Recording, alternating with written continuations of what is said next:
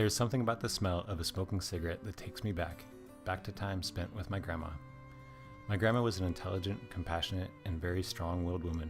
She loved her family and her friends, and she loved adventures and to travel the world. She was a small woman that lived a huge life. My friends always seemed a little confused when I would say, "I'm going to visit my Grandma Mike." Her real name was Margaret Wagner, but I don't think that very many people actually knew that. To her friends, her family, and the many people that loved her, she was Mike, or Grandma Mike, to my brother Trent and my cousins Brent and Evan and I.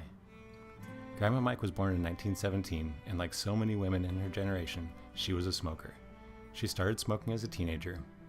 She and my grandpa Fred both used to smoke, but as young parents to their 3 new daughters, they decided to quit together.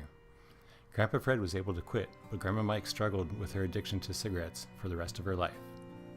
I didn't know until recently that when I was born, my mom told my grandma that if she smoked in the house around my brother Trent and I, that we would not be coming to visit anymore.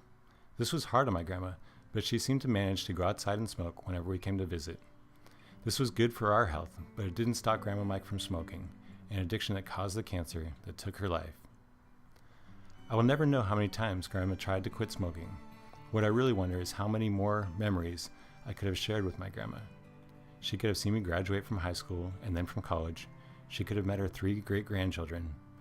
My grandma was a world traveler, a lover of nature, and an amazing mother and grandmother. We could have shared so much more life and experiences. In the days before Grandma passed away, she met with each of her 4 grandchildren. She must have known that at 16 years old I was facing pressure to start smoking, and even though she was weak and tired and her life was nearly gone, she still had her sense of humor. She told me, "Ryan, if you start smoking, I will haunt you." I never did start smoking, and now I work to help reduce tobacco use among youth. I have my grandma to thank, but I miss her too. If the kind of free and proven resources for quitting that are available today were available when my grandma was alive, would she have had her life cut short?